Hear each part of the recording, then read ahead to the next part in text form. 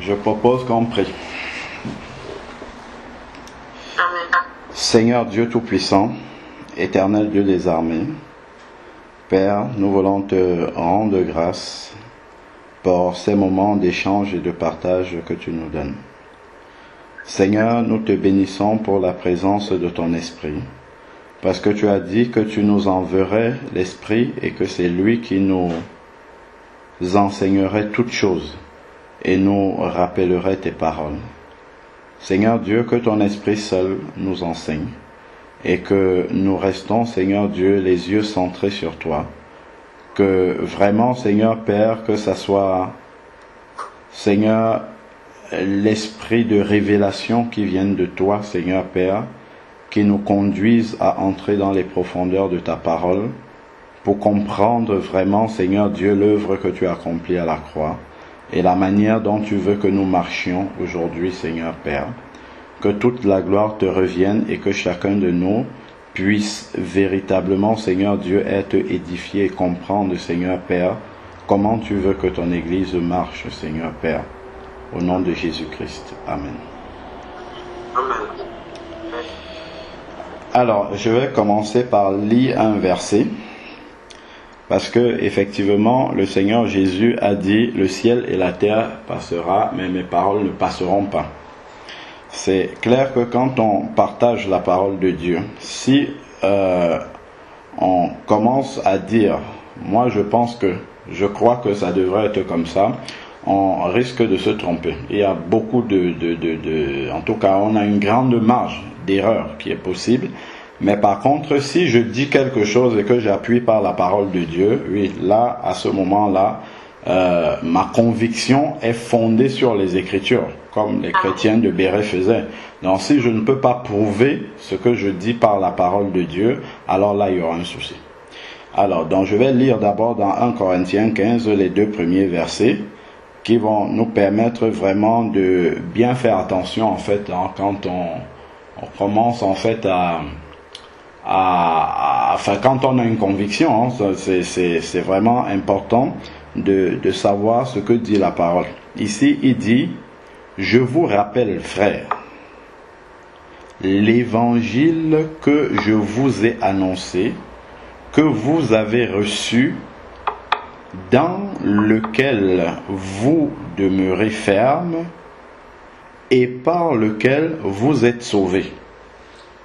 Donc, les Corinthiens ont reçu l'évangile de la bouche de l'apôtre Paul et ils ont persévéré dans cet évangile et cet évangile est l'évangile salvateur. Donc, ils sont sauvés par cet évangile. Mais, l'apôtre va mettre une condition, il y a un si qui continue dans la suite du 2e verset. Il dit, si vous le retenez dans les termes que je vous ai annoncés. C'est-à-dire qu'on vous annonce l'évangile, mais il faut conserver l'évangile dans son authenticité telle qu'il a été donné.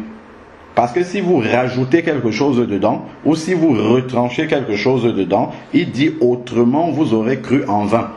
Donc on peut croire, mais croire en vain. C'est-à-dire que je peux être sincère, mais sincèrement me tromper. C'est pas parce que je suis sincère que je veux faire les choses bien que forcément je fais les choses à la gloire de Dieu. Je crois que ça a été dit. C'est-à-dire que à partir du moment où, même dans la sincérité, si je m'écarte de ce que Dieu a ordonné, forcément, je ne suis pas en train de faire la volonté de Dieu. Et je crois qu'on connaît tous le cas de Uza. Uza qui, lorsque les Philistins avaient pris l'arche de l'Alliance et que les Israélites le récupéraient, l'arche de l'Alliance était posée et puis allait tomber. Uza a eu une très bonne intention de caler, de bloquer l'arche de l'Alliance pour qu'elle ne tombe pas. C'était une très bonne intention. C'est quand même, à cette époque-là, l'objet qui représente la présence de Dieu, ainsi de suite. C'était une bonne action. Mais qu'est-ce qui s'en est suivi? Il a été foudroyé, Dieu l'a frappé. Et David même s'est indigné, il a dit, mais Seigneur, comment? Parce que ceux qui devaient toucher l'arche de l'Alliance, ça devait être des Lévites, et Uza n'était pas Lévite. À partir de cet instant-là, Dieu frappe. C'est comme ça. parce que Dieu a ordonné avant, voilà comment les choses doivent se passer. On a dans Lévitique 10, je crois, les fils de, comment on l'appelle, Fils d'Aaron. de Aaron, Nadab et Abihu. Lorsque le Seigneur a ordonné, on voit la Lévitique, Nombre, Deutéronome, ainsi de suite, il a dit comment est-ce que le culte devait se passer. Je crois qu'on peut lire ça. Ça peut nous aider à avoir la crainte, parce que Dieu n'a pas changé, Dieu est toujours le même. On ne peut pas faire les choses comme on veut, simplement parce que, bon voilà, on veut faire pour la gloire de Dieu. Les frères ont dit, il faut être envoyé par Dieu pour le faire. Tout le monde, par exemple, peut se lever, enseigner l'évangile, mais si Dieu ne t'a pas envoyé faire cela, là, tu risques vraiment d'être... si Dieu ne te demande pas de faire quelque chose, ou si tu ne fais pas selon le modèle de Dieu, on voit que lorsque le Seigneur a voulu, par exemple, que le tabernacle, la tente d'assignation soit construite, il a montré le modèle à Moïse. Il dit construit sous le modèle que je t'ai montré. Il aurait pu dire à Moïse construis une arche, c'est bon. Enfin, construire un tabernacle, voilà, une tente, et puis c'est... Non, il a donné le modèle. Il a dit le modèle que tu vois sur la montagne là-bas, c'est le même que tu dois reproduire. De la même façon, l'arche de Noé, il a donné toutes les dimensions, telle la fenêtre aura tel nombre de coudées, ainsi. Est-ce que Dieu perdait son temps? De la même façon, la construction du temple de Salomon, c'est Dieu lui-même qui a donné les plans du temple. David était bien intentionné de construire une maison pour Dieu. Dieu aurait pu dire, bon, ok David, ton bon cœur pour moi là suffit, fais ce que tu as envie de faire, réalise vraiment tout ce que tu as dans le cœur pour moi. Dieu a dit, bon ok, tu as eu une bonne intention de le faire, mais maintenant comme tu le veux le faire pour moi, je vais te dire comment les choses doivent se faire. Allez, hop, on va faire comme ça, voilà les plans, voici les ustensiles que vous allez utiliser, ainsi de suite. Donc Dieu ne laisse jamais comme ça au hasard les choses qui le concernent. Donc je prends Lévitique 10 verset 1. Les fils de Aaron, Nadab et Abihu prirent chacun un brasier. Là on est dans le culte, hein, c'est l'image du culte ici là. Donc ils mirent du feu et posèrent du parfum dessus. Ils apportèrent devant l'Éternel du feu étranger. Donc ils ont amené du feu. Dieu voulait qu'il y ait du feu dans ce moment de culte, comme on va dire aujourd'hui, mais eux ils ont amené du feu, c'était du feu mais étranger. Donc c'est-à-dire que c'est quelque chose qui ressemble à ce que Dieu veut, mais ce n'est pas tout à fait ce que Dieu a recommandé. Ça ressemble, mais ce n'est pas ça. Bon, qu'est-ce que Dieu va faire? Ce qui était en contradiction avec l'ordre de Dieu. Alors le feu sortit de devant l'Éternel et les consuma. Il mourut devant l'Éternel. Il n'y a pas eu d'avertissement avant.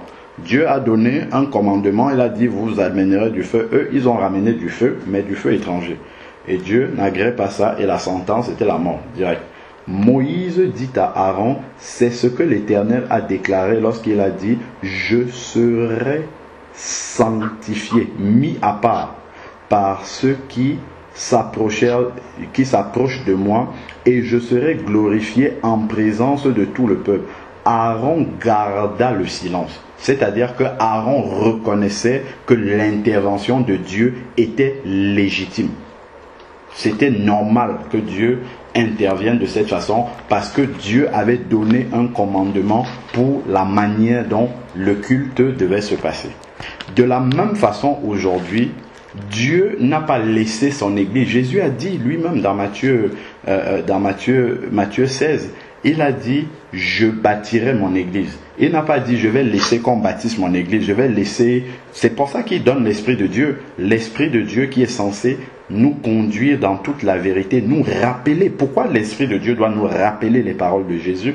Parce que Jésus a laissé des paroles afin que nous fassions tel qu'il a voulu. Il ne nous a pas dit, bon ok, maintenant vous avez le Saint-Esprit, vous avez carte blanche, faites comme vous voulez. Non. Il y a une manière de faire que le Seigneur a laissée et nous ne devons pas nous en écarter.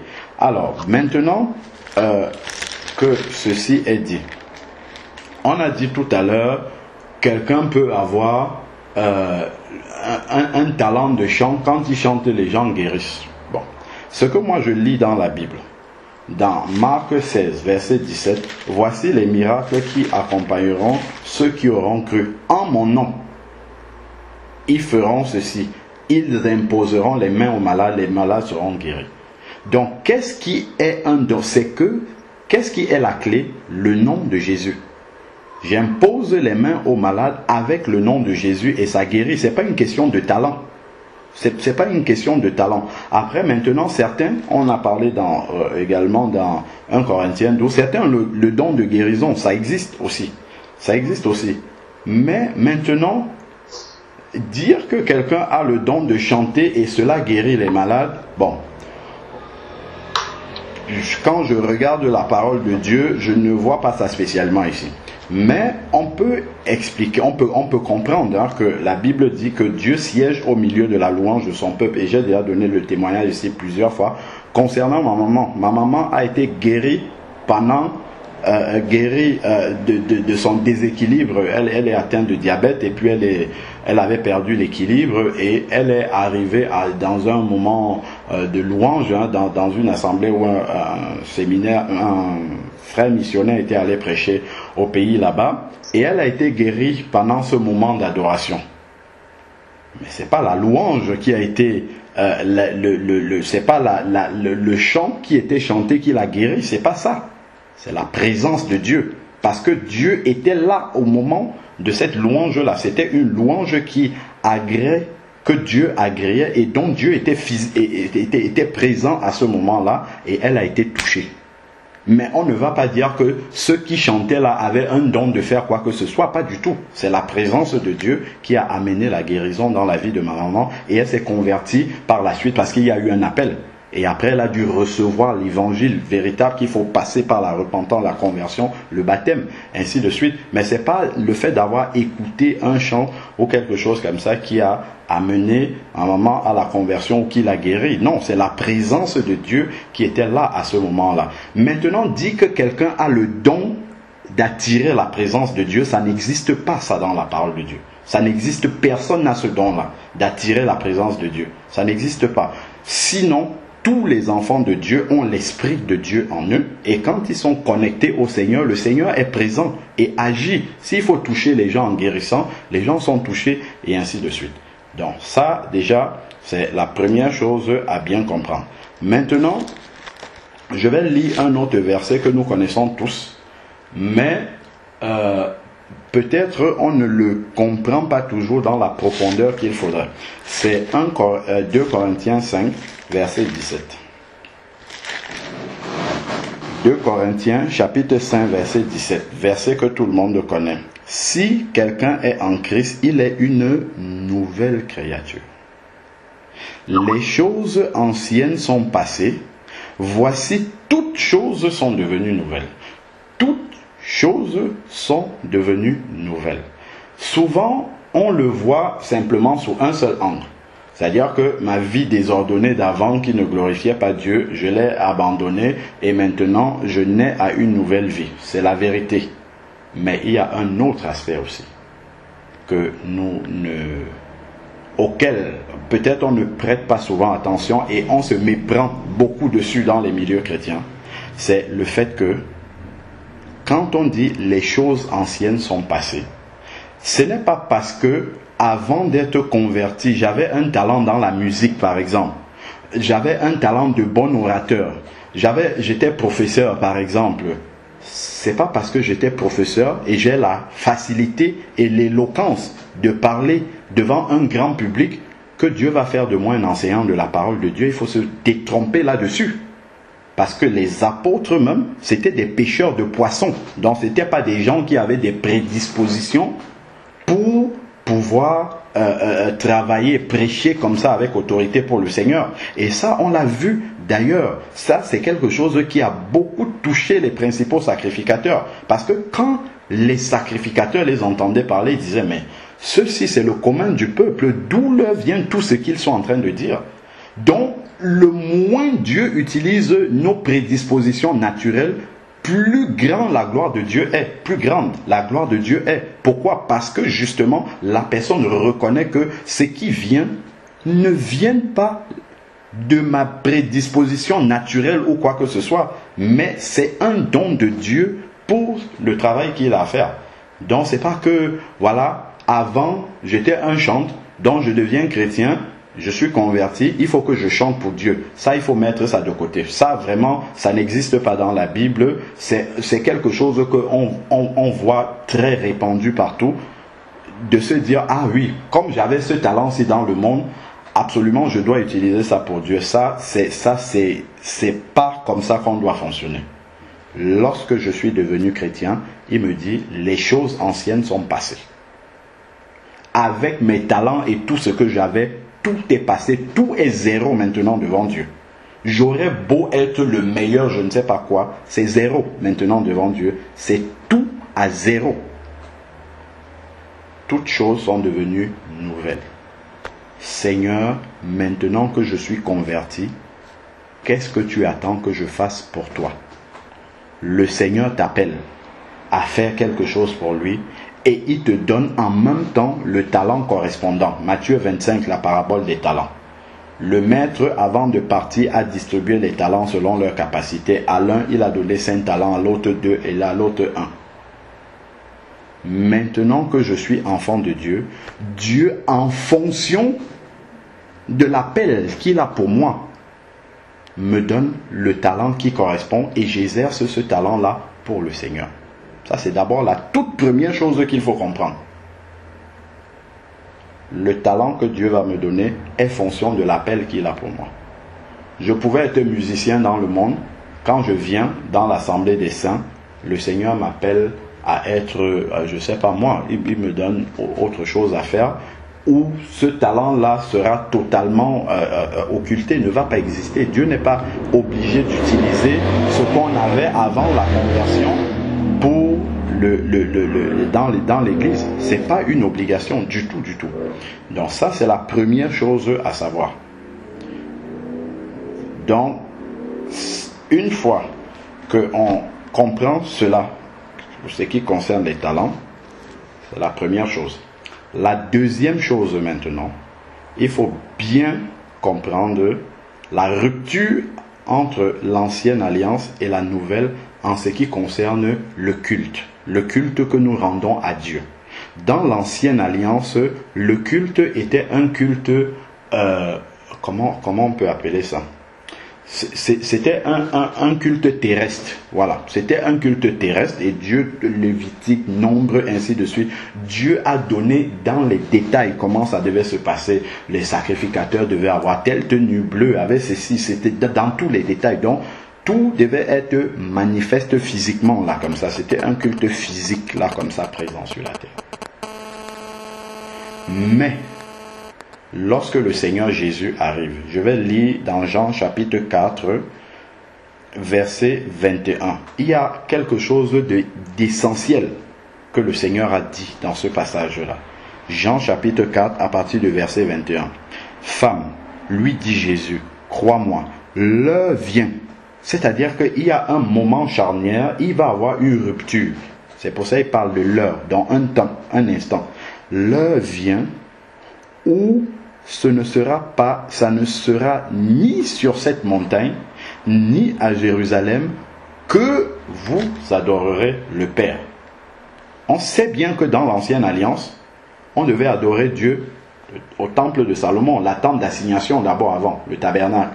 Puis ensuite, lorsque le temple de Salomon a été construit, c'était maintenant dans le temple qu'il fallait adorer Dieu. Donc il y avait un endroit pour adorer Dieu. On n'adorait pas Dieu chez soi comme ça. Il fallait aller quelque part pour adorer Dieu. Jésus dit, dès maintenant, ce n'est plus sur la montagne ni à Jérusalem, c'est-à-dire ni au temple là-bas. Donc on voit déjà que dans la façon de faire d'avant, le culte terrestre, il y a quelque chose qui va changer. Jésus dit, ce n'est plus dans un lieu qu'il faut aller pour le faire. Il y a déjà une rupture. Ensuite, il dit, verset 22, Jean 4, verset 22, vous adorez ce que vous ne connaissez pas. Ah, nous adorons nous adorons ce que nous connaissons. Donc si je viens dans l'adoration du Seigneur, il faut que je connaisse le Seigneur que je suis en train d'adorer. Et pour connaître ce Seigneur-là, c'est au travers de sa parole. C'est en obéissant à sa parole. C'est en l'adorant de la façon qu'il a demandé. Si je l'adore d'une façon que moi j'ai envie, parce que voilà, je trouve que c'est bien de faire comme ça, c'est pour la gloire de Dieu, comme je le dis, je ne suis pas en train de connaître le Seigneur tel qu'il le dit.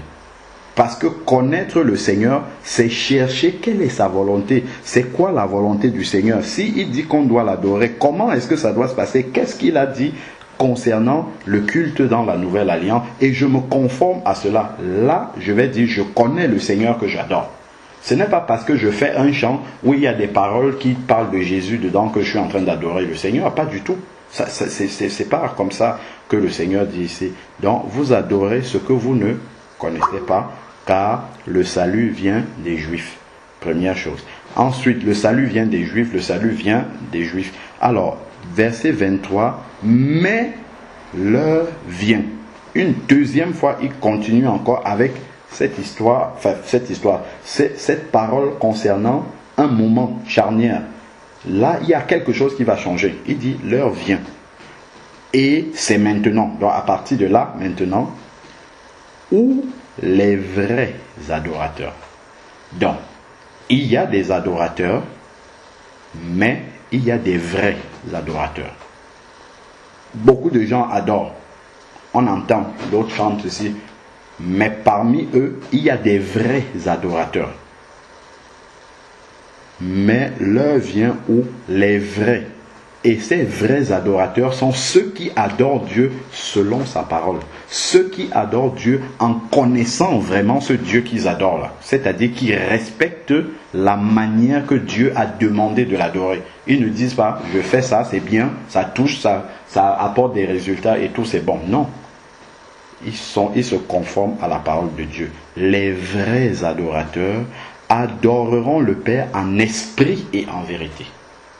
En esprit et en vérité. C'est quoi adorer en esprit et en vérité? Ça veut dire que c'est une adoration qui n'est plus le culte de l'Ancien Testament où les fils de Corée étaient là-bas avec les flûtes, les autres étaient à gauche là-bas avec les tambourins, l'autre était avec le luth et tout ça. Ce n'est plus ça qui est l'adoration du Seigneur. L'adoration, c'est maintenant en esprit. C'est-à-dire que le culte physique, quand les enfants de Dieu se réunissent physiquement pour rendre un culte à Dieu, le vrai culte même ne se passe pas là physiquement entre nous. C'est un culte spirituel, c'est-à-dire, c'est écrit dans Éphésiens 2, verset 6, je crois, que nous sommes assis avec Christ dans les lieux célestes en Christ. C'est-à-dire que au moment où nous entrons dans le culte du Seigneur, en fait, nous passons en esprit. Nous sommes composés du corps, de l'âme et de l'esprit. Nous entrons, c'est notre esprit, la partie la plus intérieure de nous qui est en contact avec Dieu. C'est celle-là qui rend le culte à Dieu. Même si physiquement on peut voir des choses se passer, ça, c'est pas ce qui touche directement Dieu. Ce qui touche Dieu, c'est la communication de notre esprit avec notre esprit. Et là, nous sommes dans les lieux célestes. Au moment où nous rendons notre culte, le culte se passe dans les lieux célestes. Donc, tout ce que tes instruments de musique peuvent faire ici, tout ce que ton piano peut faire, tout ça, ça n'arrive pas dans les lieux célestes. Ce qui se passe, c'est vraiment la connexion de ton esprit assis dans les lieux célestes.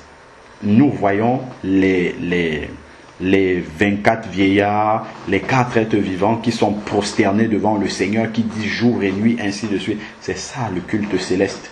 C'est ça l'adoration en esprit.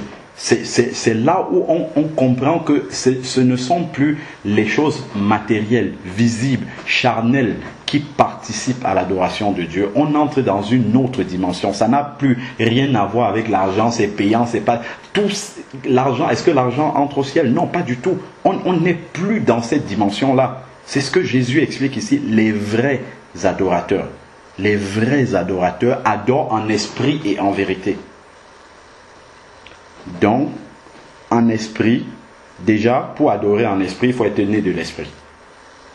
Première chose, né de nouveau, donc avoir un esprit régénéré qui peut se connecter avec le Seigneur. Et en vérité, la sincérité dans le cœur. Car ce sont de tels adorateurs que le Père recherche. Est-ce que vous imaginez, il y a des milliers et des milliers de chrétiens, mais Dieu dit qu'il recherche des adorateurs. Est-ce que vous pensez que tous les chrétiens n'adorent pas Dieu? Si, ils adorent. Mais Dieu cherche les vrais adorateurs. Il recherche cela. Ça veut dire qu'il n'y en a pas beaucoup. Vous savez qu'il n'y a pas beaucoup de choses que Dieu recherche. Si vous faites une concordance pour chercher le mot rechercher, où c'est Dieu qui recherche quelque chose dans la parole de Dieu, il n'y en a pas beaucoup. On voit Dieu qui vient dans le jardin d'Éden, dans Genèse 3 pour rechercher Adam. Et ici on voit Dieu recherche de tels adorateurs. Ça veut dire qu'il y a beaucoup de choses que nos yeux voient, beaucoup de choses que nos oreilles entendent. On dit c'est l'adoration de Dieu, mais Dieu n'est pas là-dedans. Il n'est pas glorifié là-dedans. Il n'est pas partie prenante là-dedans. Parce qu'il recherche. Et quand on parle de rechercher, c'est un petit groupe, c'est un petit nombre. Ce sont des personnes particulières là qui sont vraiment dans la volonté de Dieu, qui le font. C'est pas quelque chose, c'est pas un tapage comme ça global où voilà Dieu est là. Non, c'est vraiment des personnes, des enfants de Dieu qui se conforment à ce que Dieu a écrit là dans sa parole. Dieu est esprit. Voilà encore où il exprime. Pourquoi l'adoration se passe en esprit? Parce que Dieu est esprit. Et maintenant, Dieu a répandu son esprit sur toute chair, afin que toute chair puisse maintenant l'adorer, non plus dans la chair, non plus dans les éléments charnels là, mais entrer dans son esprit pour être connecté au Seigneur et faire cette adoration là en esprit.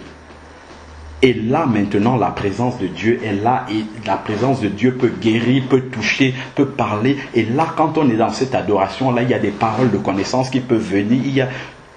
On ressent vraiment cette présence de Dieu là qui est là.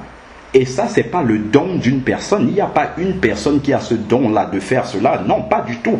C'est l'Esprit de Dieu qui est présent à l'intérieur de chaque enfant de Dieu.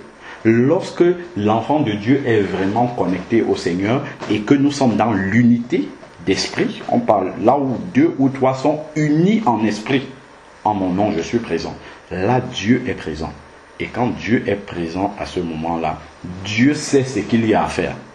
S'il y a des malades à toucher, s'il y a des personnes qui doivent recevoir une réponse à une prière qu'ils ont faite, les prophéties sont là, ainsi de suite.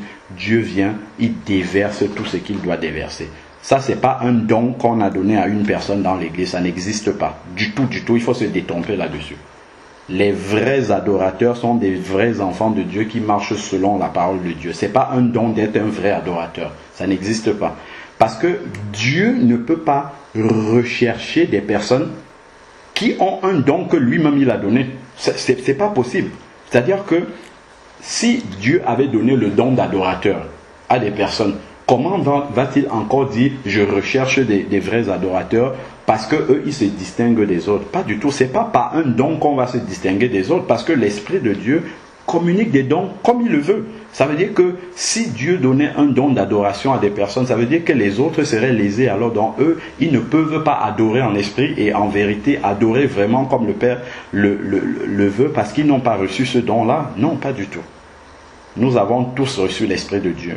Et maintenant, dans notre communion, dans notre intimité avec Dieu, nous développons, nous entrons dans cette communion-là où, pendant les moments de culte personnel ou en assemblée, nous pouvons véritablement entrer dans cette adoration en esprit et en vérité. Et ça n'a rien à voir avec tout ce qui existe dans l'Ancien Testament. Et c'est ça que Jésus est en train d'expliquer à la Samaritaine. Dieu est esprit et il dit il faut, c'est une nécessité, c'est indispensable, il faut que ceux qui l'adorent en esprit et en vérité. Sinon ils adorent en vain, comme la Bible a dit là-bas, vous aurez cru en vain, sinon ils adorent en vain. Si je dis j'adore en esprit en vérité, je fais des CD, je commence à vendre, ou même ça n'a rien à voir avec ça. Ce texte que nous lisons là, ça n'a rien à voir. faire des CD, vendre, donner aux gens. Ça c'est quelque chose d'humain. C'est pas ça l'adoration du Seigneur. Après, les gens peuvent le faire parce qu'ils veulent le faire, parce que c'est bien de le faire, mais c'est pas ça qui est l'adoration du Seigneur. Il faut vraiment comprendre c'est quoi l'adoration du Seigneur. Après, bon, elle dit un certain nombre de choses par la suite. Donc, il faut véritablement discerner cette dimension-là et bien se dire que dans la nouvelle alliance, je prends 1 Corinthiens 14, 26, je vais encore bien le lire, même comme on l'a déjà lu, je vais encore bien le répéter. Voici comment le culte des enfants de Dieu, de l'Église de Jésus se passe. Il dit, que faire donc?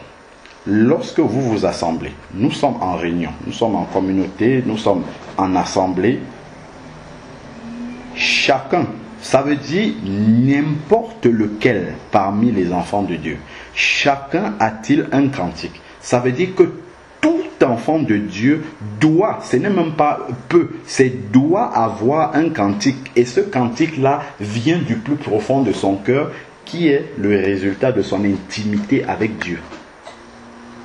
Un a-t-il un cantique? C'est-à-dire que, on est réunis, Sœur Yonel entonne un chant, après Hervé entonne, après Calix entonne, et ainsi de suite. Et nous commençons à chanter avec lui, mais nous chantons sous l'inspiration de la grâce. Je crois que c'est Colossiens 3, verset 16 qui le dit, chanter sous l'inspiration de la grâce. Alors, Colossiens 3, verset 16, il dit que la parole de Christ habite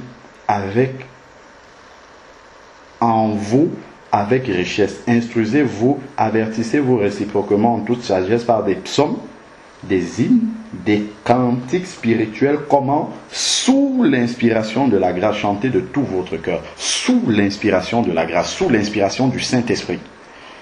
C'est-à-dire que c'est l'Esprit de Dieu qui communique les paroles maintenant à ce moment-là. Est-ce que des paroles qui viennent spontanément comme ça, communiquées par le Saint-Esprit, je l'enregistre sur un CD, je commence à vendre, ça n'a rien à voir avec les principes de Dieu. Si vraiment ce sont des paroles qui sont descendues de l'Esprit de Dieu, je ne vois pas comment on va le mettre sur un CD pour commencer à vendre ou à faire quoi que ce soit de cette façon-là. Donc, chacun peut apporter, doit apporter un cantique. Ceux qui ont le don d'apporter une instruction, une révélation, une langue, si quelqu'un parle en langue avec une interprétation, que tout se fasse pour l'édification. Voilà comment le culte se passe ici. Chacun a-t-il un cantique. Quand tu organises un concert, toi tu viens, tu te mets devant. Et c'est toi qui chantes et les autres te regardent. Où est-ce que vous voyez ça là dans le Nouveau Testament? Comment est-ce qu'on peut expliquer ça avec le Nouveau Testament? Ça n'existe pas. Un concert, si quelqu'un dit déjà je fais un concert, il faut comprendre que ça n'a rien à voir avec la parole de Dieu. Qu'il appelle ça chrétien, concert de Jésus ou concert de quoi que ce soit, il n'y a aucun élément dans à partir des Actes des Apôtres jusqu'à Apocalypse qui peut justifier ça. Même si c'est pour amener les âmes au Seigneur, comme on dit. Les apôtres, le jour de la Pentecôte, étaient dans la même situation. Il y avait des âmes, ils ont conduit 3000 âmes au Seigneur. Il n'y avait pas de concert d'organiser. La parole de Dieu a été prêchée. Donc, utilisons les méthodes qui sont là dans la parole de Dieu, qui amenaient les âmes au Seigneur. Si on veut faire comme nous on veut faire, parce qu'on pense que c'est bien de le faire comme ça, faisons. Mais à la fin, l'apôtre Paul a dit, j'ai combattu le bon combat de la foi, j'ai combattu selon les règles. Ça veut dire quoi, combattre selon les règles? Ça veut dire avoir fait les choses du Seigneur selon ce qui est écrit dans la parole de Dieu. J'ai donné la référence là pour rappel. Le livre Le christianisme paganisé revient au chapitre 6 sur l'origine de la chorale. C'est un des papes, je ne sais plus c'est Grégoire combien, qui a institué le fait d'avoir des professionnels de la musique dans le culte chrétien. C'est-à-dire qu'ils ont créé une école où les gens allaient passer plusieurs années, ils apprenaient la musique, à jouer à l'orgue, ainsi de suite. Et on a introduit ça dans le culte chrétien. Ça n'existe pas. On ne peut pas justifier. Ça viendrait totalement en contradiction avec 1 Corinthiens 14, verset 26. Ça contredirait ce verset-là. Si jamais il y avait un groupe de personnes qui sont là devant, qui ont de belles voix et ainsi de suite. Là, si on fait ça, c'est que nous rendons un culte terrestre. C'est-à-dire la chorale qui est là chante pour les hommes qui sont là. C'est pour ça qu'ils peuvent toucher des personnes. Mais l'adoration, c'est pour Dieu. Et c'est pourquoi je dis avec la parole de Dieu qu'il n'y a pas de talent d'adoration, sinon tout le monde par le Saint-Esprit peut adorer Dieu.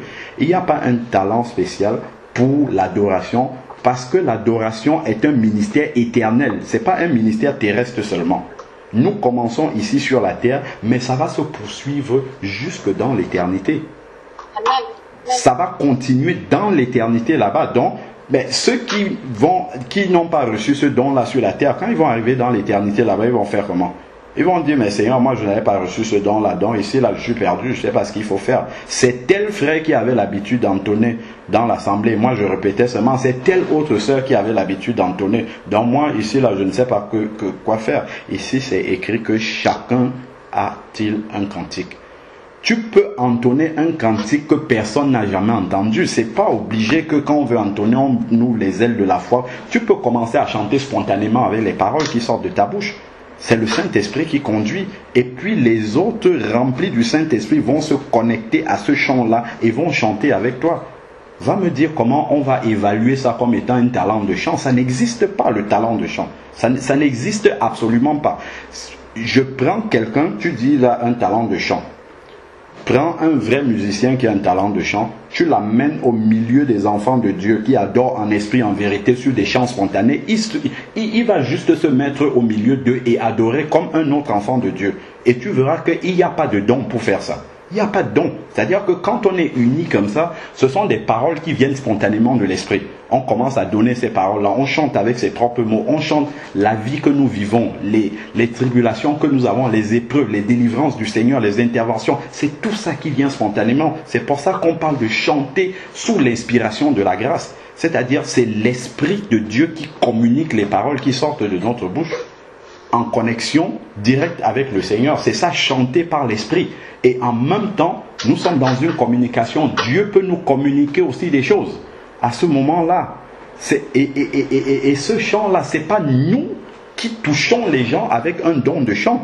C'est que lorsque nous sommes dans cette connexion-là avec le Seigneur est au milieu de nous et il fait le travail qu'il doit faire.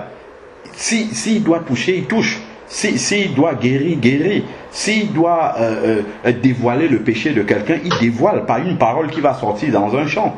C'est le Seigneur qui fait ce travail. Ce n'est pas un don que quelqu'un a reçu pour faire cela, parce que ça n'existe pas dans la parole, ce type de don-là.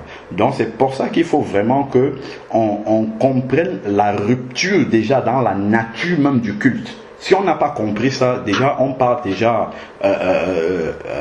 comment dire, on part déjà dans l'incompréhension. Si on ne comprend pas la rupture de la nature du culte que nous rendons à Dieu dans l'ancienne et dans la nouvelle alliance, déjà il y aura un problème. Donc du coup, on va partir sur le fait que vraiment la disposition physique, il faut qu'il y ait tel groupe, il faut que le prédicateur, il faut qu'il y ait le pupitre pour parler, il faut qu'il y ait ça, il faut qu'il...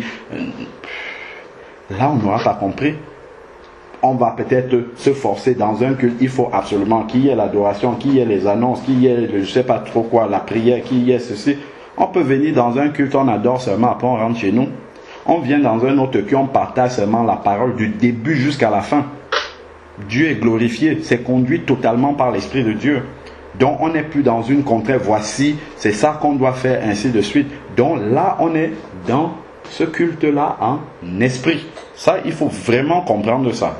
Maintenant, si on me parle de dons de chant, moi je sais que si je prends 1 Corinthiens 12 qui me parle des différents dons qui sont là dans l'église, il n'y a absolument nulle part ici là le don de chant. Si vous pouvez lire du début 1 Corinthiens 12 du verset 1 à la fin au verset 31, il n'y a pas le don de chant. Ça n'existe pas. Ça ne peut même pas exister parce que le chant, l'adoration, c'est un ministère que tous les enfants de Dieu ont déjà ici sur la terre jusque dans l'éternité. Donc Dieu n'a pas donné une capacité particulière à des enfants de Dieu pour faire cela. C'est tout le monde qui a ça. Et ça vient directement de l'Esprit de Dieu. Donc, faisons bien la différence entre ce que nos sens peuvent nous renvoyer comme résultat en termes de sonorité dans les oreilles ou même en termes de type de parole prononcée et ce qui est réellement l'adoration qui touche le cœur de Dieu, qui touche véritablement le cœur de Dieu. Le minimum pour qu'une adoration touche le cœur de Dieu, c'est qu'elle soit conforme à la parole. Ça, c'est le minimum.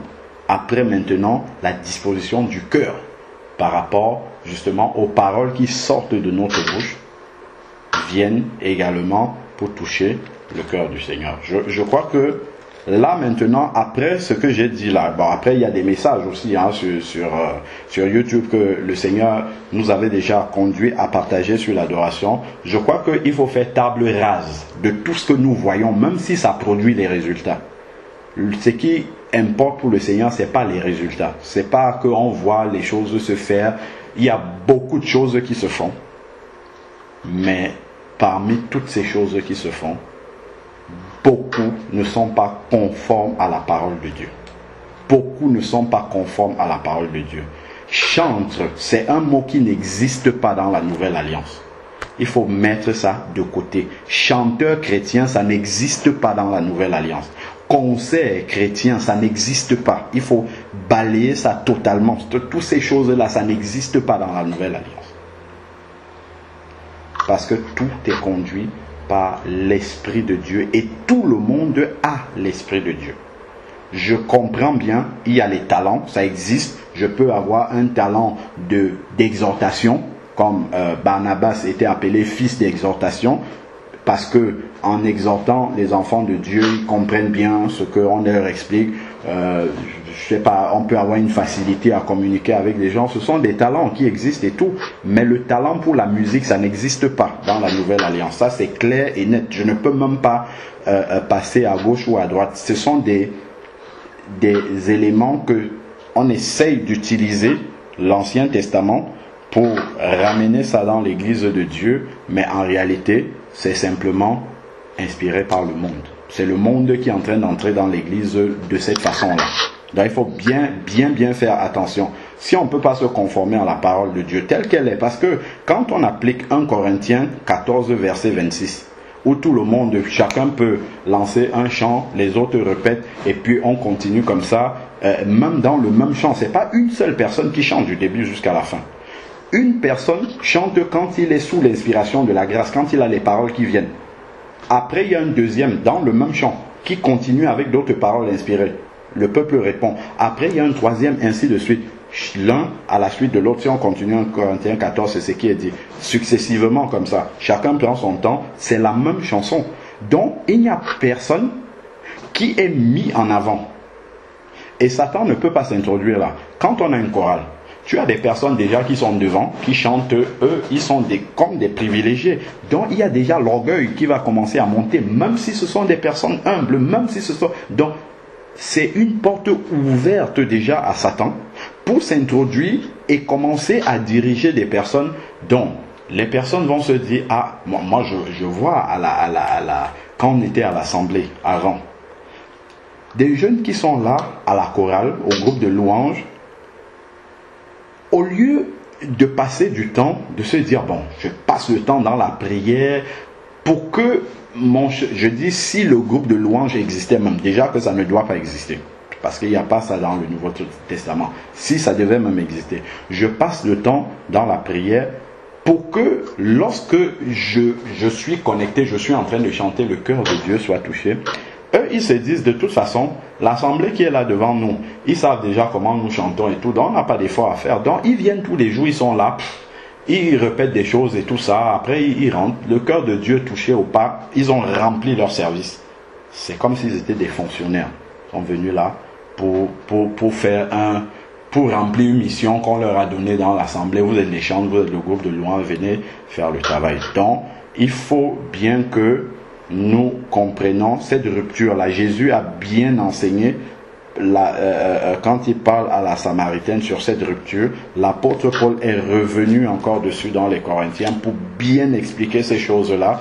Je crois que si on ne peut pas soutenir avec la parole de Dieu, les pratiques que nous voyons. Moi, je ne peux pas soutenir un chanteur chrétien, je ne vois pas ça dans la Nouvelle Alliance. Un chanteur chrétien, il aura beau chanter, toucher les gens, évangéliser tout le monde entier, je ne vois pas ça dans la parole de Dieu. Donc, moi, je ne peux pas agréer cela. Je ne peux pas dire ça vient de Dieu, parce que Dieu ne peut pas dire quelque chose, envoyer quelqu'un faire quelque chose qui n'est pas dans sa parole.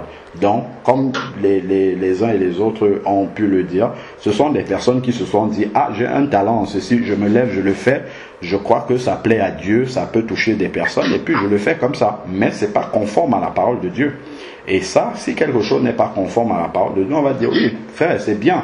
Ce que tu fais, c'est bien, ça touche, mais voici ce que le Seigneur demande de faire. Donc, si tu le faisais dans le cadre de la parole de Dieu, certainement, ça, c'est quelque chose sur lequel Dieu mettrait encore mieux, mettrait son approbation véritable.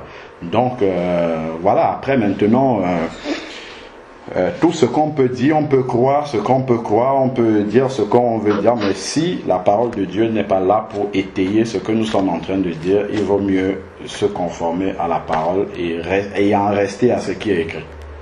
Amen. Voilà. Donc après, je ne sais pas si le Seigneur permettra, en tout cas il y a d'autres enseignements là-dessus. Je crois que sur ce sujet-là, c'est ce que l'Esprit de Dieu me met à cœur de partager dessus. Après maintenant, peut-être certains ont des choses à ajouter dessus. Amen.